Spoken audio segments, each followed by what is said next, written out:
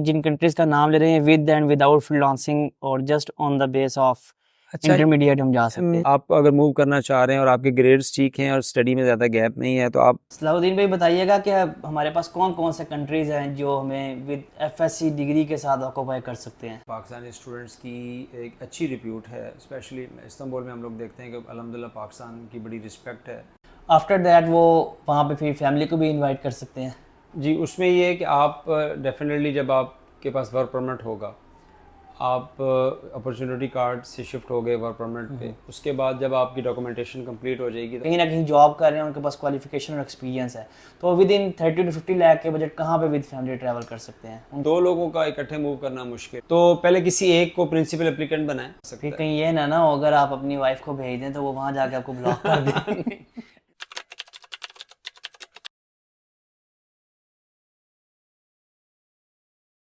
अस्सलाम वालेकुम, उम्मीद है आप सब खैरियत से होंगे। Welcome to a podcast series and आज हमारी एपिसोड 1 है।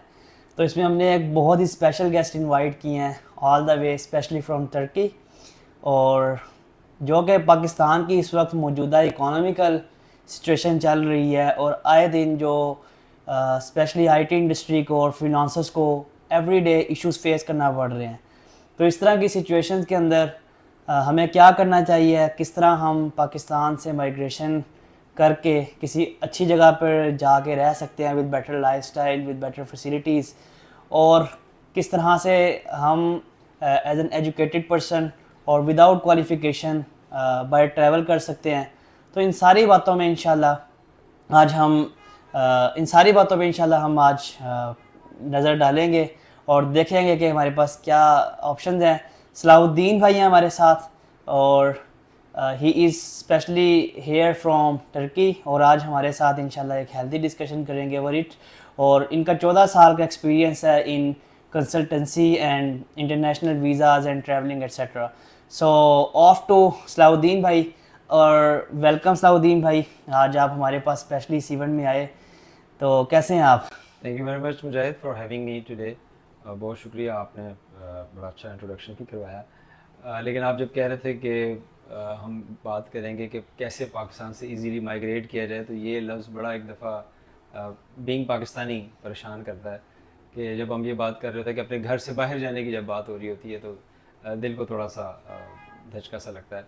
लेकिन सिचुएशन आप सबके सामने है, ये एक तल्ख़ हकीकत है कि हमारा नौजवान जो है, और ख़ास तौर पर जो स्किल्ड यंग हैं और स्पेशली जो एजुकेटेड हमारे जो बच्चे हैं, उनको बहुत से प्रॉब्लम्स फेस करने पड़ रहे हैं। रिसेंटली मैं अभी जब पाकिस्तान आया हूँ तो मुझे थोड़ा ज़्यादा फील हुआ, क्योंकि वहाँ पर जो लाइफस्टाइल है, लिविंग स्टैंडर्ड्स हैं इस्तांबुल में, और ख़ास तौर पर जो आईटी के स्टूडेंट्स के लिए, आईटी के लोगों को जिन चीज़ों की ज़रूरत होती है, उसमें टॉप ऑफ द लिस्ट आपका इंटरनेट है। बिल्कुल। तो मुझे पिछले दिनों खुद बहुत ज़्यादा इसकी प्रॉब्लम हुई, और अभी तो सुनने में आ रहा है कि स्टूडेंट्स जो हैं या जो आईटी से रिलेटेड लोग हैं वो वीपीएन का इस्तेमाल कर रहे हैं और जी इस जी तरह बिल्कुल। के टूल्स जो हैं वो यूज़ करने पड़ रहे हैं। तो अब दुनिया तो जा रही है 5G की तरफ। तो अगर हम स्पेसिफ़िकली, जैसी आपकी फ़ील्ड है इंफॉर्मेशन टेक्नोलॉजी, और जो इससे वाबस्ता लोग हैं जिनकी एक्चुअली ऑक्सीजन जो है वो इंटरनेट है, और अब मैं इस्तांबुल में हूँ तो वहाँ में 4.5 यानी कि 5G भी कंप्लीट नहीं है, लेकिन वो 4.5 भी मैं देखता हूँ मुजाहिद कि वो बड़ा सफिशेंट होता है। बड़ी हम घर से बाहर हों, किसी मार्केट में हों, मॉल्स में हों, बेसमेंट के अलावा शायद, तो इवन हमारे जो घर हैं कुछ वो उनकी स्टोरीज डिफरेंट होती हैं, कोई ग्राउंड स्टोरी पे होता है, कुछ की लोकेशन ऑड होती है।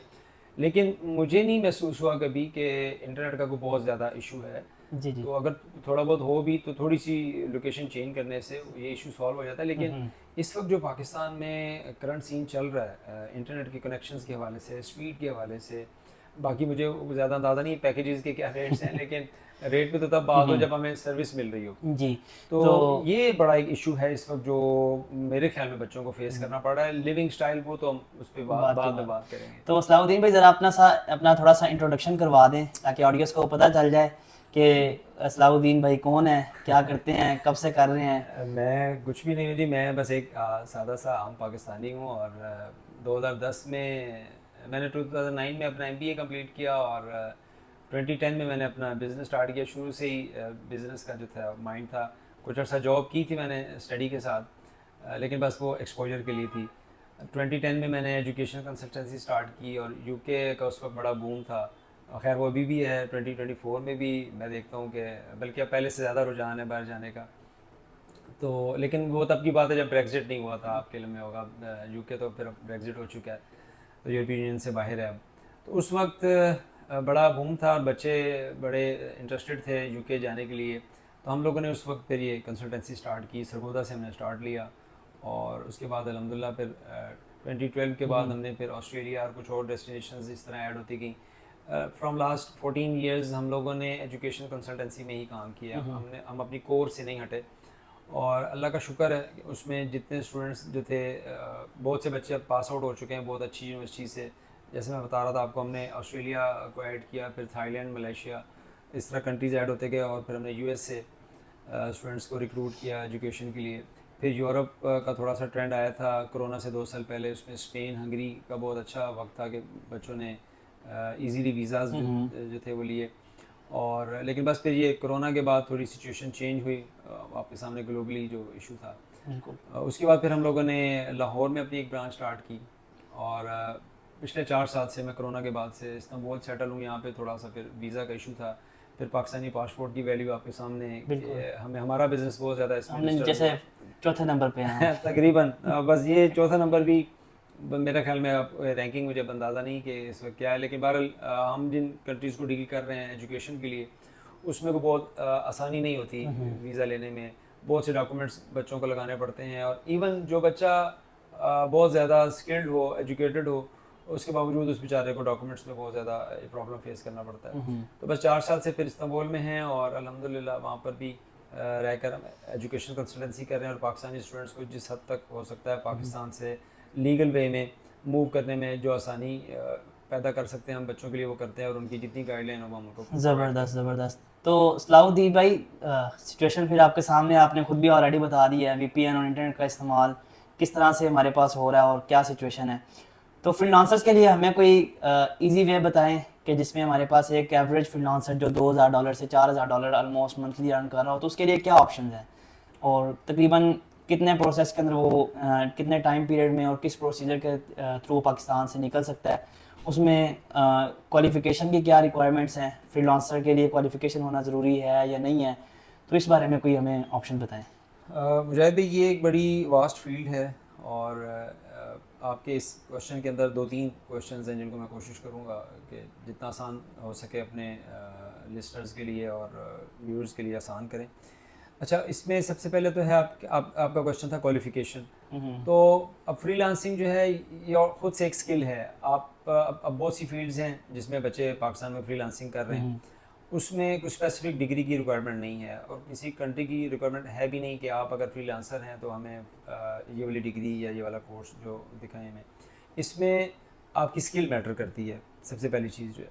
और अगर तो पाकिस्तान में रह के आप एक अच्छा अर्निंग सोर्स हैं अपनी फैमिली के लिए और आपकी अर्निंग ठीक है, तो मेरे ख्याल में अगर आपके पास स्किल अच्छी है और किसी अच्छे उसमें फील्ड के अंदर आपकी ग्रिप है, तो पाकिस्तान में नो डाउट अच्छे तरीके से आप काम कर सकते हैं।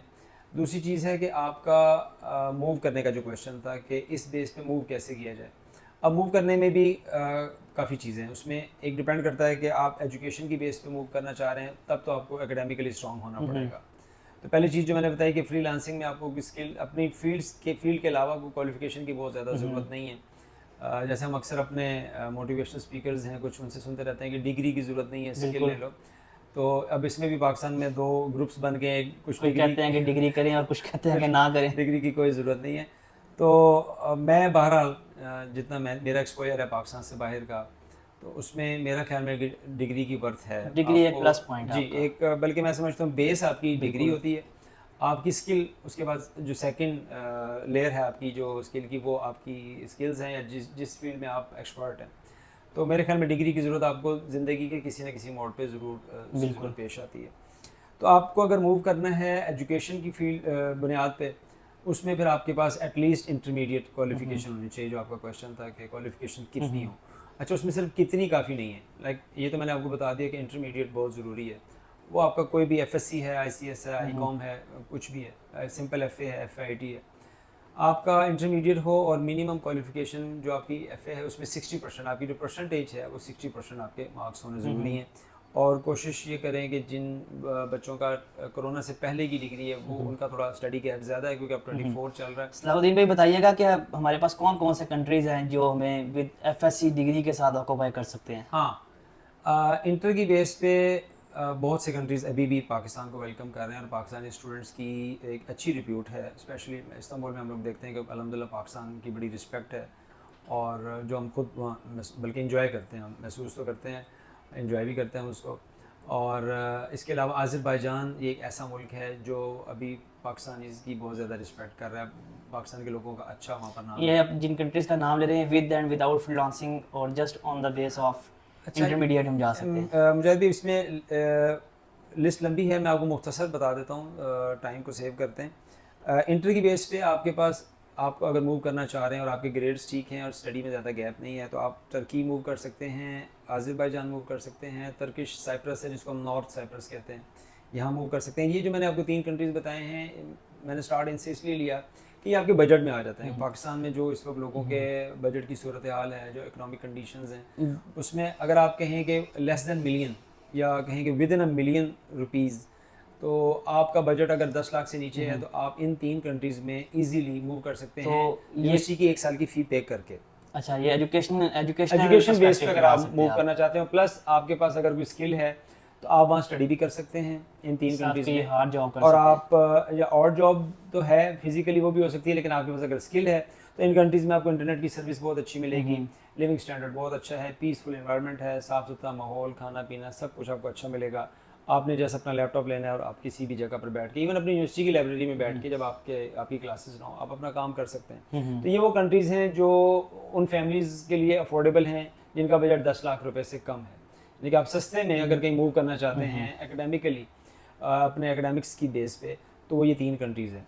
फिर बजट अगर आप सेकंड लेयर की बात करें तो उसमें यूरोप आ जाता है, लिथुआनिया, फिनलैंड, हंगरी, ये वो कंट्रीज़ हैं जहाँ पर आपका बजट अगर 2.5 से 3 मिलियन, यानी कि 25 से 30 लाख रुपए अगर आपकी फैमिली अफोर्ड कर सकती है, आपके पेरेंट्स आपको सपोर्ट कर सकते हैं, तो आप इन कंट्रीज़ में जा सकते हैं, और यहाँ पे भी आपकी क्वालिफिकेशन इंटरमीडिएट ही रिक्वायर्ड है। That's great.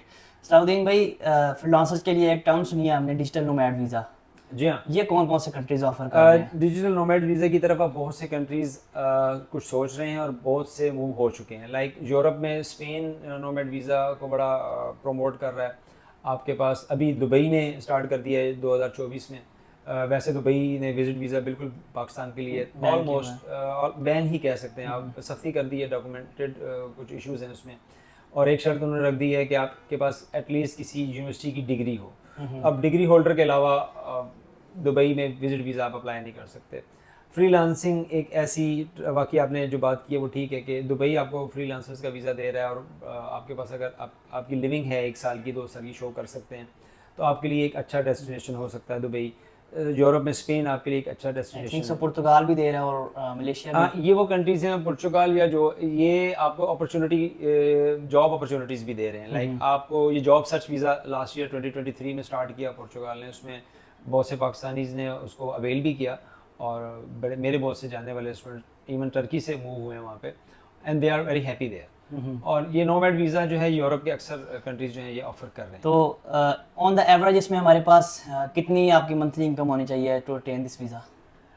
Country to country vary कर रहा है। अगर हम एक सब कंट्रीज के ओवरऑल एवरेज निकालें, मिनिमम और मैक्सिमम को करके के राउंड अबाउट अगर आप इतना अर्न कर रहे हैं, तो आप इन सारे ऑप्शन को कंसीडर कर सकते हैं। जो अच्छे कंट्रीज़ हैं वो नोमैड वीज़ा उनको ऑफ़र कर रहे हैं जिनकी $2,000 से 5,000, तो फिर ज़रा ग्रे कलर में चला जाता है या वाइट कलर जॉब में। एवरेज अगर आपने पूछी है तो वो $2,000 से $3,000 के दरमियान अगर आपकी अर्निंग है, मंथली तो आप अपनी एक स्टेटमेंट शो करके लास्ट 3 मंथ्स और कुछ कंट्रीज़ में 6 मंथ्स की बैंक स्टेटमेंट शो करें, डिपॉजिट शो करें, और आप अप्लाई कर सकते हैं। सलाउद्दीन भाई, डंकी बहुत लग रही है पाकिस्तान से आजकल। कोई इसका तौर मरोड़ करके बताएं कुछ, कि कोई ऐसा रास्ता निकालें जो लोग अनएजुकेटेड तबका है, इनके लिए क्या ऑप्शंस हैं लिमिटेड बजट के साथ, कि ये लीगली किसी भी जगह जाके सेटल होकर एटलीस्ट यहाँ से बेटर लाइफस्टाइल अचीव करके अपनी फैमिलीज को सर्व कर सकें। ये टर्म बड़ी पुरानी है और आजकल इसका ट्रेंड थोड़ा ज़्यादा हो गया। रीज़न वही पाकिस्तान में जो इकोनॉमिक कंडीशंस हैं अनफॉर्चुनेटली, ये इसकी बड़ी वजह है। लेकिन हम कभी भी डंकी कह लें या जो भी इलीगल वे है, इसको कभी भी हम लोग प्रमोट तो बहुत दूर की बात है, हम इस पे बात भी नहीं करते। नॉर्मली बच्चों को यही इनक्रेज करते हैं कि आप जैसे कैसे है लीगल वे में अपने डॉक्यूमेंट्स पूरे करके, जो भी आपके पास स्किल है, आपके पास बजट है, किसी भी तरीके से आप लीगल वे को अडॉप्ट करें और ठीक तरीके से आप बाहर जाएँ। अब ये खैर सिर्फ पाकिस्तान में ये प्रॉब्लम नहीं है। हमारे यहाँ कुछ दोस्त ये भी समझते हैं कि शायद सिर्फ पाकिस्तान में ये प्रॉब्लम है कि यहाँ से सिर्फ इलीगल वे जो है या ह्यूमन स्मगलिंग सिर्फ पाकिस्तान से होती है। ऐसा नहीं है, बहुत से डेवलप कंट्रीज़ हैं उनमें ये बिज़नेस है, जिसको कह सकते हैं अंडरवर्ल्ड का बिज़नेस है। और उसमें बहुत से ममालिक यूरोप के भी हैं और यूरोप के अलावा भी कुछ इंग्लिश कंट्रीज़ हैं, उसमें भी ये इश्यूज़ हैं। तो पाकिस्तानी अगर स्पेसिफिक हम अपनी जनरेशन के लिए बात करें, अपने पाकिस्तानियों के लिए बात करें, तो देखें इंटरमीडिएट की क्वालिफिकेशन मेरे ख्याल में पाकिस्तान में एक अच्छी बात यह है कि हर जितने भी पेरेंट्स हैं, हर वालिद वालिदा जो है वो बच्चों को इंटर ज़रूर करवा देते हैं। अच्छा, मैं इसके बाद मैट्रिक वालों के लिए भी थोड़ी सी बात करूँगा, लेकिन फ़िलहाल मेजॉरिटी जो है वो इंटरमीडिएट ग्रेजुएट है या उनके पास मैट्रिक की डिग्री ज़रूर है। तो उनके लिए तो मेरे पास मशवरा ये है कि वो अच्छी स्किल लें, जैसे आप लोगों के इदारे हैं, डिप्लोमा लें, टेक्निकल डिप्लोमा ले लें। अब तो बहुत सी जगहों पे ये, जैसे आपका इंस्टीट्यूट है, बड़े सिटीज़ के अंदर भी बहुत से इंस्टीट्यूट्स हैं जो आपको स्किल सिखा रहे हैं। इवन आप यूट्यूब के ज़रिए या ऑनलाइन लर्निंग करके 3 मंथ्स 6 मंथ्स या 1 ईयर का डिप्लोमा ले सकते हैं। गवर्नमेंट ऑफ पाकिस्तान अब इस पर बहुत ज़्यादा सपोर्ट कर रही है, यूथ डेवलपमेंट के अंडर बहुत सा काम हो रहा है इस पर। आप इसकी देखें, अगर आप एकेडमिकली वीक हैं तो वो आपका एक जो शेडो है उसको आप थोड़ा सा उस डार्क साइड को इम्प्रूव कर सकते हैं अपनी स्किल से। तो आप स्किल ले लें कोई, और उसकी बेस पे फिर ये कि फ्रीलांसिंग स्टार्ट करके आप कहीं का विजिट वीज़ा लेकर आप ट्रैवल कर सकते हैं, बजाय इसके कि आप अब डंकी भी कुछ सस्ती नहीं है। मेरे इल्म में जो लोग हैं वो ऐसा नहीं है कि 2 लाख 4 लाख के अंदर इलीगल तरीके से पहुंच जाते हैं। उसमें सबसे बड़ी चीज़ है आपकी जान को ख़तरा है, ठीक है जी। तो दूसरे नंबर पर आपका पैसा। अच्छा, मुझे एक तो चीज़ ये है कि आपकी सिर्फ जान को अगर ख़तरा हो, बंदा के यार खैर है यार, ज़िंदगी तो एक दफ़ा मिलती है। मैंने बहुत से ऐसे अफसोस की बात है वैसे लोगों को सुना कि यार ज़िंदगी एक दफ़ा मिली है, ट्राई करने में हर्ज नहीं है, यहाँ पर भी तो मर ही रहे हैं। ये बड़े अजीब से कुछ जुमले सुनने को मिलते हैं। तो वो कहते हैं यार वो घुट घुट के मरने से बेहतर है कि हम लोग एक ही दफ़ा, मेरा ख्याल है एक दफ़ा डंकी लगा लें तो फिर भागते रहना पड़ता है, भागते हमेशा आप भागते रहेंगे, यूँ समझ लें कि मुँह छुपाते रहेंगे हमेशा। तो ये आप वापस भी नहीं आ सकते। कतन ये आपके लिए सूटेबल नहीं है, आपकी फैमिली के लिए बिल्कुल भी ये ठीक चीज़ नहीं है। तो उसमें यह कि पैसों का भी नुकसान है, ज़िंदगी भी आपकी रिस्क के ऊपर है। पैसों का नुकसान तो किसी ना किसी तरीके पूरा हो जाता है, लेकिन ज़िंदगी एक बार मिलती है। और अपने पेरेंट्स का अगर सोच लिया जाए तो मेरे नहीं ख्याल कि ये ज़िंदगी में किसी भी पॉइंट पे ये डिसीजन लेना चाहिए। तो ऐसे बच्चों के लिए फिर जिनके पास डिग्रीज़ नहीं हैं या क्वालिफिकेशन ज़्यादा नहीं है, तो वो मैट्रिक की बेस पे कुछ कंट्रीज़ हैं जो आपको डिप्लोमास कोर्सेज ऑफ़र कर रहे हैं। चाइना ऑफ़र कर रहा है पाकिस्तानी स्टूडेंट्स को मैट्रिक की बेस पे। अब एटलीस्ट पाकिस्तान से थोड़ा निकलें, एक्सपोजर हो आपको, अब बाहर जाएं, एक नई दुनिया देखें। ट्रैवल हिस्ट्री अपनी जगह, एक्सपोजर एक बहुत इंपॉर्टेंट चीज़ है। आपका जहन खुलता है पाकिस्तान में बैठ के, जो आपको नेगेटिव माइंड आपका चल रहा है, आपके उल्टे सीधे ख्यालात जो आ रहे हैं, उससे बेहतर है कि आप ट्रैवल करें, बाहर की दुनिया को देखें, लोगों से मिलें। और मुमकिन है ऐसा होता है कि बाज़ बच्चे एक स्किल लेकर जाते हैं, लेकिन चाइना चले गए, अज़रबैजान चले गए या टर्की चले गए, ये वो कंट्रीज़ हैं जहाँ निस्बतन आसानी से जाया जा सकता है। वहाँ जाकर उनको पता चलता है यार ज़िंदगी में तो और बहुत सी अपॉर्चुनिटीज़ हैं, बहुत से एवेन्यूज़ हैं, वो ओपन हो सकते हैं, तो क्यों ना ये ट्राई करें। ज़हन खुलता है। काफ़ी लोग ऐसे देखे हैं जिनके पास क्वालिफिकेशन ही थी, वो यहाँ से डिफरेंट कंट्रीज़ में जाते हैं, बाहर जाके जब जॉब कर रहे होते हैं उनको वहाँ बेटर आइडियाज़ मिलते हैं, ब्रेनस्टॉर्म करते हैं, उनको बिजनेस आइडियाज़ मिलते हैं और वो बिजनेस के भी हाथ पे पैसे अर्न करके वहाँ से पता नहीं कितने कंट्रीज में निकल जाते हैं। बहुत सी एग्जांपल्स मौजूद हैं। दुबई के अंदर मैंने ऐसे बहुत से सक्सेस स्टोरी सुनी है कि मोबाइल से काम स्टार्ट किया और फिर छोटा सा काउंटर लगाया और सेकेंड हैंड मोबाइल से काम शुरू करके फिर न्यू मोबाइल्स, और अब जो हैं वो लोग आईफोन के बिज़नेस कर रहे हैं। तो ये तो हर जगह पे एग्जांपल्स आपको मिल सकती हैं। मैंने जो आपको जो कंट्रीज़ बताए, अज़रबैजान, साइप्रस और टर्की, ये वो कंट्रीज़ हैं जिनमें बहुत ज़्यादा कॉस्ट नहीं है और बहुत ज़्यादा आपको क्वालिफिकेशन भी नहीं चाहिए। जी सलाउद्दीन भाई, ये तो हो गया अब हमारे पास डंकी से बचने वाले भाई और इंटर वाले प्लस फ्रीलांसर्स। अब उनकी बात करते हैं जिनके पास माशाल्लाह बीएस की, एमएस की या पीएचडी की डिग्री है और वो अच्छे लेवल पे जो है ना एजुकेटेड है, और साथ अगर इन केस मेरा ख्याल है हर डिग्री होल्डर बंदा एटलीस्ट कहीं ना कहीं कंटेंट राइटिंग की या थोड़ी बहुत टेक्निकल स्किल, कोई ना कोई कंप्यूटर स्किल जानता ही होता है। तो अगर हम उनको सामने रखें तो उनके लिए कौन सी बेटर ऑप्शन है? जी मुजाहिद भाई, ये जो तबका है हमारे पास बैचलर्स, मास्टर्स और पीएचडी होल्डर्स, ये माशाल्लाह ये हमारे नौजवान जो हैं, ये तो हमारा मुल्क का हमारा असासा है। फ्यूचर है, मुस्तकबिल है हमारा। इनके लिए भी बहुत सी अपॉर्चुनिटीज़ हैं और ये लोग एकेडमिकली स्ट्रॉन्ग होने की वजह से बड़े कंट्रीज़ के अंदर इवन अप्लाई कर सकते हैं। लाइक यूरोप तकरीबन ज़्यादातर कंट्रीज़ जो हैं आउट ऑफ 26, तो अक्सर ममालिक जो हैं वो इनके लिए ओपन हैं।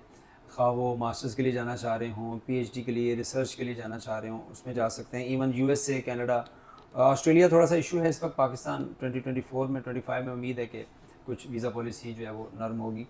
तो ये जो हाई क्वालिफाइड लोग हैं ये भी फ्रीलांसिंग कर सकते हैं। ये आपने कंटेंट राइटिंग वाला एक बहुत अच्छा बड़ी अच्छी टर्म एक इस्तेमाल की, उसमें बड़े कंट्रीज़ के अंदर जाके वहाँ पे हमारे जो स्टूडेंट्स होते हैं, जो इंटर बेस पे या बैचलर्स वाले स्टूडेंट गए होते हैं, उनको बहुत सी हेल्प की ज़रूरत होती है इन बड़े कंट्रीज़ में। असाइनमेंट्स वगैरह में खास तौर असाइनमेंट्स पे। में ये बहुत हेल्प कर सकते हैं। ये जो बैचलर्स और मास्टर्स के स्टूडेंट्स हैं, ये इवन हमारे जो बहुत से ऐसे स्टूडेंट जो इंटर बेस पर बैचलर्स के लिए गए हुए हैं मुख्तलिफ यूनिवर्सिटीज़ में, ये उनकी हेल्प कर सकते हैं।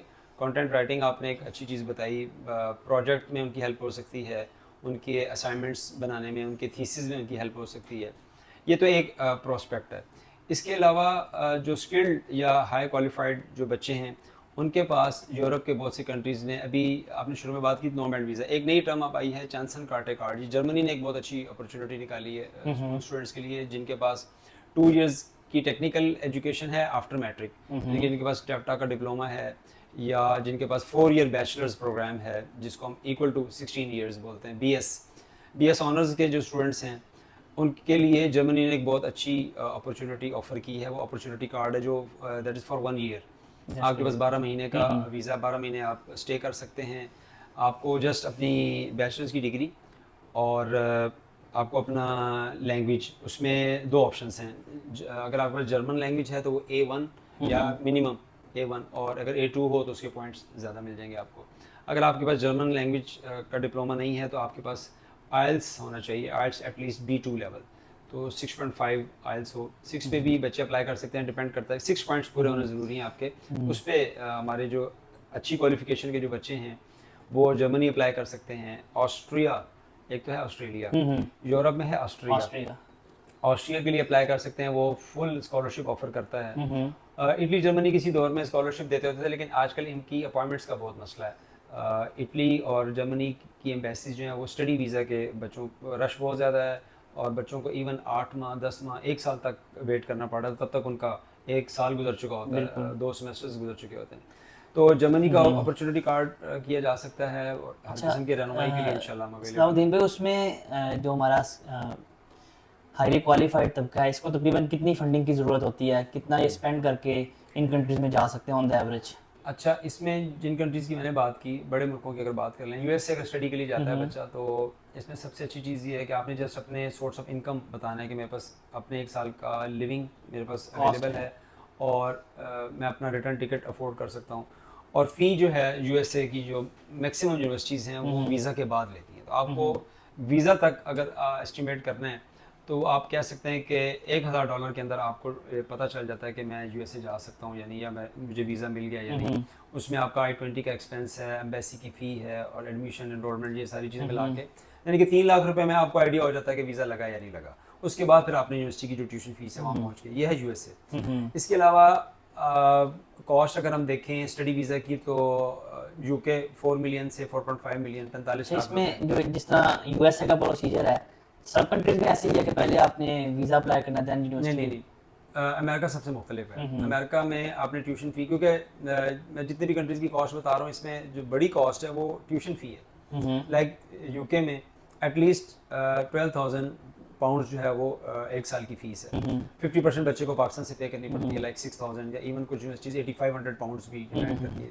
तो बच्चे का वीज़ा से पहले ही बजट जो है वो 3 मिलियन, 3.5 मिलियन तक चला जाता है आराम से, और उसके बाद पता चलता है वीज़ा लगा या नहीं। लेकिन यूएस से बहुत डिफरेंट है। यूएस में ट्यूशन फ़ी वीज़ा के बाद, अगर 50% ट्यूशन फ़ी पे कर दिया और वीज़ा नहीं लगा इन केस, देन रिफंड हो जाती है? ट्यूशन फ़ी रिफंड होती है, लेकिन फिर देखें मुजाहिद, आपने फ़ी पेमेंट ट्रांसफ़र की, उस वक्त आपने चार्जेस दिए, बैंक चार्जेस, बिल्कुल। जब वो आपको रिफंड करेंगे वो खुद बियर नहीं करेंगे, इसकी कॉस्ट स्टूडेंट के ऊपर डालते हैं।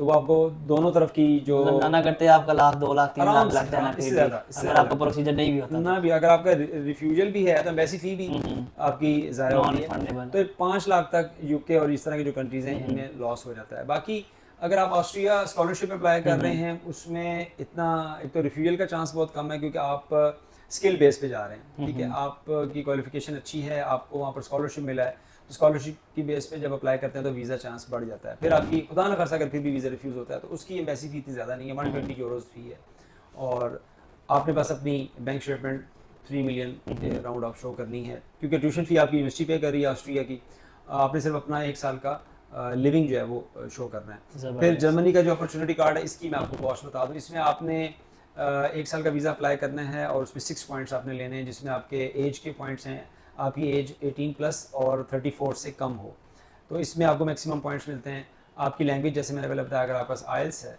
B2 लेवल 6.5 और 6 भी कुछ जगहों पे, अगर आपके बाकी जगह पे पॉइंट्स पूरे हो गए तो 6 आइल्स भी अगर आपके पास है तो आपका सलाउद्दीन भाई B2 लेवल आइल्स क्या होता है इसका भी बता दिया ऑडियंस को, शायद ना पता हो। A1 A2 B1 B2 और C1 ये लेवल हैं। A से स्टार्ट होता है सबसे कम 5 बैंड से स्टार्ट होता है, 5 5.5 अच्छा, 6 ये 6.5 बैंड को आप ये बेसिकली बैंड ग्रेड बता हाँ रहे जी, हैं। उसके ग्रेड्स हैं। मैक्सिमम जो है वो C1 है और वो 7.5 और 8 बैंड्स ये मैक्सिमम पॉइंट्स होते हैं। लेकिन जर्मनी के लिए आपको B2 से मुराद है आपका 6.5 आइल्स अगर आपका है तो आप अप्लाई कर सकते हैं। तो आपकी जस्ट 4 ईयर डिग्री हो, आपके पास आइल्स हो, अगर जर्मन लैंग्वेज नहीं है, जर्मन है वो तो A2 भी काफ़ी है, और बल्कि A1 भी, अगर आपका 4 ईयर ऑनर्स डिग्री है, आपकी एज बिटवीन 18 टू 34 है तो आपका जर्मन का A1 भी एक्सेप्टेबल है, और आपके पास 2 इयर्स का मिनिमम एक्सपीरियंस हो अपनी फील्ड का। लाइक आपने अगर BS IT है या BS कंप्यूटर साइंस है तो आपके पास कंप्यूटर फील्ड का ही उस बैचलर्स के बाद का 2 इयर्स का एक्सपीरियंस होना चाहिए। फिर हम जर्मनी में हाँ, 6 पॉइंट्स हो जाएंगे तो आप जर्मनी अपॉर्चुनिटी कार्ड के लिए अप्लाई कर सकते हैं और फिर वहाँ पर आपको पार्ट टाइम जॉब भी मिल जाएगी। Opportunity card actually job search visa है। आप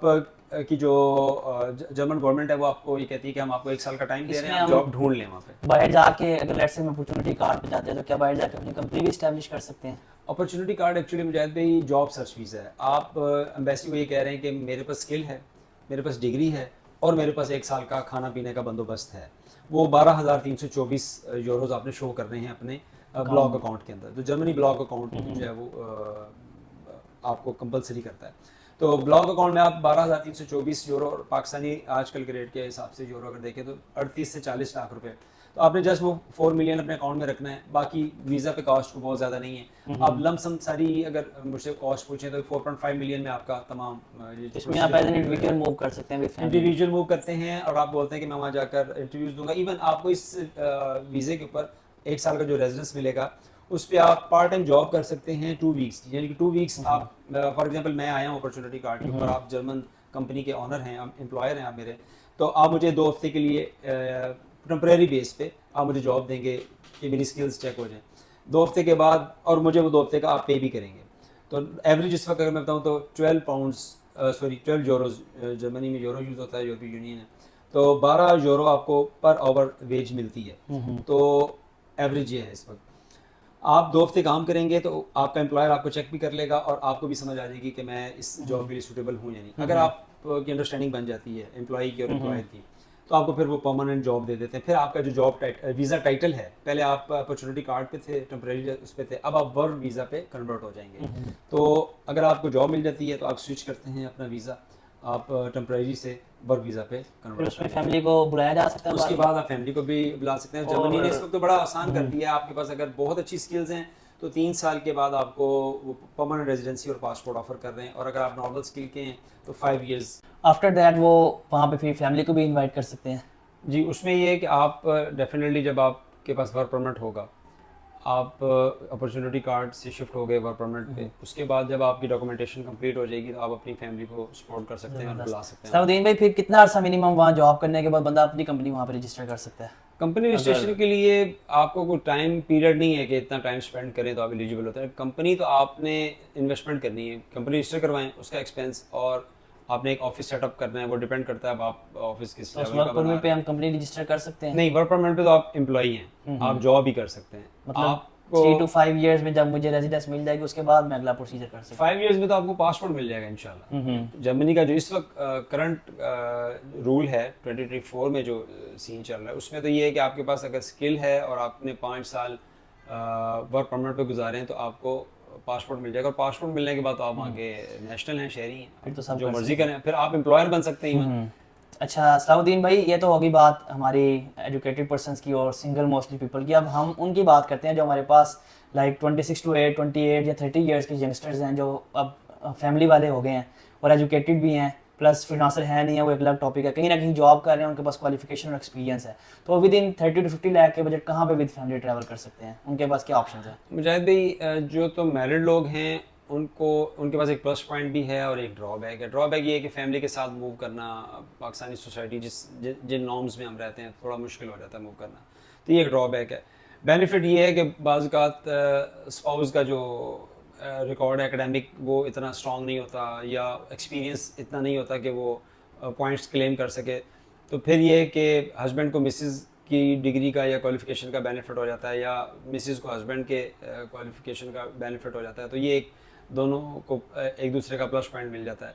उस बेस पे फिर ये है कि आप एटलीस्ट अप्लाई कर सकते हैं, तो वहाँ आपको स्पाउस का फ़ायदा होता है। लेकिन जो बजट है 3 मिलियन 4 मिलियन, इसमें 2 लोगों का इकट्ठे मूव करना मुश्किल है। उसमें मशवरा ये है अगर बजट इतना है, इसी बजट में अगर करना है तो पहले किसी एक को प्रिंसिपल एप्लीकेंट बनाएं जो पॉइंट्स जिसके पूरे हो मैक्सिमम हो जाए, हाँ जिसके पॉइंट्स और जो एलिजिबल हो जाए, ज़्यादा पहले हम पॉइंट कैलकुलेट करेंगे, उसको ट्रैवल करवा दें, वो चला जाए और वो जितना भी टाइम पीरियड लगता है उसके सेटल होने में, उसके बाद वो फिर अपने स्पाउस को अप्लाई कर सकते हैं। कहीं ये ना हो अगर आप अपनी वाइफ को भेज दें तो वो वहाँ जाके आपको ब्लॉक कर दें। नहीं ब्लॉक खैर ये दोनों तरफ सीन हो सकता है, तो पहले तो आपने अगर जाना है तो आप पहले मिसेस से एनओसी लें कि मैं जा भी सकता हूँ कि नहीं, उसके जाने के बाद तो वो और बात है। दूसरा, जर्मनी के साथ टर्की का एक ऑप्शन हम लोग डिस्कस कर रहे थे, तो टर्की में ये हो सकता है कि आप मूव कर जाएं, विजिट वीज़ा पे जाएं, अगर फैमिली हैं तो फैमिली के साथ, अगर अकेले हैं तो अकेले। विजिट वीज़ा पे जाके आप वहाँ पर इन्वेस्टमेंट करें, एक अपार्टमेंट परचेज करें जो इस वक्त लीगल वे है। इस वक्त टर्किश गवर्नमेंट ने जो रेट बताया है वो $75,000 के इक्वल आपकी वर्थ होनी चाहिए एक अपार्टमेंट की, यानी कि आप वहाँ जाकर ये तकरीबन बनते हैं 2 करोड़ 10-20 लाख, 2 करोड़ के राउंड। जो बंदा इतना यहाँ कर रहा हो तो फिर 2 करोड़ के बाद उसको लेकिन मुझे भी आप ये देखें ना, यहाँ पर लोग 2 करोड़ के बावजूद इनसिक्योर हैं। बिल्कुल लोगों को ये तो चलें, आप मिलियनर्स की बात करें, बिलियनर्स की सिचुएशन देखें इस वक्त क्या है। वो बड़ी बड़ी कंपनीज के मैंने सुना है सीईओज मूव कर रहे हैं, है तो ये एक परेशान कौन बात। लेकिन कहने का मकसद ये है कि आप अगर एक अच्छा लिविंग स्टैंडर्ड लेना चाहते हैं, बच्चों का फ्यूचर देख रहे हैं, तो $75,000 इज नथिंग। मैं ये कह रहा था कि अगर $75,000 इन्वेस्ट करें तो फिर टर्की के अलावा और भी बहुत सारे ऑप्शन हमारे पास आ सकते हैं। आसान ऑप्शन अगर आप देखें तो वो टर्की है। उसमें ये आप देखिए, आप अपार्टमेंट के मालिक हैं, $75,000 में 2-2.25 करोड़ में आपने अपार्टमेंट ले लिया, आपको रेंट पे नहीं रहने की जरूरत, अपने घर में आप रह रहे हैं, और अगर आप वो बहुत अच्छा अपार्टमेंट है, आपको उससे सस्ता रेंट पे मिल रहा है, आप अपने वाले को रेंट आउट कर दें और किसी नॉर्मल में रह लें तो वो एक चले सोर्स ऑफ इनकम निकल आता है। लेकिन आपको उसके साथ फिर अपनी अर्निंग के लिए फिर दोबारा फ्रीलांसर वाली बात कि आपको फिर कोई काम ऐसा करना पड़ेगा, क्योंकि आपने तो वो इन्वेस्ट कर दिया प्रॉपर्टी में, रहने के लिए भी तो कुछ करना होगा, तो आपने अपनी किचन चलाने के लिए, अपनी लिविंग के लिए कुछ ना कुछ करना है। जी सलाउद्दीन भाई, इसको आप कंक्लूड करते हैं और एंडिंग की तरफ आते हैं। तो एंडिंग नोट से पहले अगर हमारे रेफरेंस से, मेरे प्लेटफॉर्म से अगर कोई आपसे रब्ता करता है तो उसके लिए आप क्या डिस्काउंट देंगे और क्या हेल्प आउट करेंगे उसको? इस सारी गपशप और गुफ्तगू का मकसद ये था कि लोगों को अवेयरनेस दी जाए और लोगों को जितना हो सकता है हमारे एक्सपीरियंस में जो कुछ हम अब तक अपनी स्टेज में सीख सकें उसका अपने लोगों को फ़ायदा हो। तो हमारे तो सर्विसेज के दरवाजे हर वक्त लोगों के लिए खुले हैं, वो आप डिस्क्रिप्शन में डिटेल्स दे दीजिएगा। मुझसे अगर टर्की में कोई, हाँ मेरा टर्की का आ रहा होगा, बिल्कुल मेरा टर्की का कॉन्टैक्ट नंबर दे सकते हैं, व्हाट्सएप पे मुझसे रब्ता कर सकते हैं। फ्रीलांसर्स हों, स्टूडेंट हों, विजिट वीज़ा पे आना चाहते हों, फैमिली के साथ आना चाहते हों, टर्की की रहनुमाई दे सकते हैं हम मूव करने के लिए, अज़रबैजान के लिए रहनुमाई दे सकते हैं। बाकी यूरोप के जो कंट्रीज़ हैं उसमें इवन अगर कोई विजिट पे मूव करना चाहता है या कंपनी रजिस्टर करवाना चाहते हैं तो हमारी सर्विसेज बिल्कुल अवेलेबल हैं, और इंशाल्लाह हम इस तरह की जो इन्फॉर्मेटिव पॉडकास्ट हैं और वीडियोस हैं वो हम अपलोड करते रहेंगे इंशाल्लाह। मेरा अपना यूट्यूब चैनल है, उस पर भी मैं आपको लिंक दे दूंगा। उस पर स्टूडेंट्स के लिए बहुत ज़्यादा गाइड है मेरा, क्योंकि कोर बिजनेस जो है वो एजुकेशन है, तो एजुकेशन से रिलेटेड जितनी इन्फॉर्मेशन है वो हमारे यूट्यूब चैनल से देख सकते हैं। बाकी आपके इस चैनल के थ्रू बहुत से लोगों को इन्फॉर्मेशन मिलती रहेगी, तो हम इंशाल्लाह प्लान करते रहेंगे टर्की जाकर भी आपको हम इन्फॉर्मेशन शेयर करते रहेंगे इंशाल्लाह। तो मोस्ट वेलकम जी, आपके रेफरेंस से जो आएंगे उनको हम मैक्सिमम ओब्लाइज करेंगे इंशाल्लाह, डोंट वरी। जी मुजाहिद भी, बाकी जो आपके रेफरेंस से जो लोग देख रहे हैं या आपसे कुछ बच्चे कांटेक्ट करते हैं, आपका रेफरेंस दे दें, हमसे रब्ता कर लें, आपसे रब्ता कर लें, या आप हमें इन्फॉर्म कर दें। हमारा ईमेल एड्रेस भी है, टर्किश कॉन्टैक्ट नंबर भी है। आपके थ्रू जो भी कैंडिडेट्स या वर्कर्स हमसे कांटेक्ट करेंगे उसको इंशाल्लाह हम 50% डिस्काउंट देंगे आपके। 50% डिस्काउंट बहुत बड़ी ऑफर है भाई, ये देख लो। अगर ना मिले तो आपने मुझे बताना फिर। जी, आपका आपका रेफरेंस होगा तो 50% ज़रूर होगा। और बाकी इंशाल्लाह इस प्लेटफॉर्म के थ्रू और जितनी इंफॉर्मेटिव वीडियोस जो हैं वो हम अपलोड करते चलें, रहेंगे thank you so much for joining Salahuddin भाई। बहुत अच्छा लगा आपसे ये डिस्कशन करके, और उम्मीद है इंशाल्लाह ऑडियंस को भी बहुत फ़ायदा हुआ होगा। तो ये पॉडकास्ट आपके लिए कैसा रहा, और अगर आपको कोई सलाउद्दीन भाई से कोई स्पेसिफिक क्वेश्चन आप इनसे कॉन्टैक्ट भी कर सकते हैं, इस वीडियो के नीचे कमेंट भी कर सकते हैं। सो एंड अप करते हैं इसको। Thank you so much Salahuddin भाई फॉर ज्वाइनिंग अस टुडे, और अपना इतना टाइम देने के लिए, और ऑडियंस को इतना यूज़फुल रोड मैप और रास्ते बताने के लिए कि किस तरह इकोनॉमिकल क्राइसिस के अंदर आप इजीली मूव आउट कर सकते हैं towards better opportunities. Thank you very much जी, आपका भी बहुत शुक्रिया। तुर्किश में कहते हैं मेमनून ओल्दुम, नाइस टू सी यू। इंशाल्लाह रब्ता रहेगा। थैंक यू सो मच जी, take care. Thank you so much, take care. Video को लाइक कीजिएगा, कमेंट कीजिएगा, शेयर कीजिएगा, और ऐसी वीडियोस के लिए मजीद फॉलो करें। Thank you so much. दुआ में याद रखिएगा, ख्याल रखिएगा अपना। अल्लाह हाफिज़।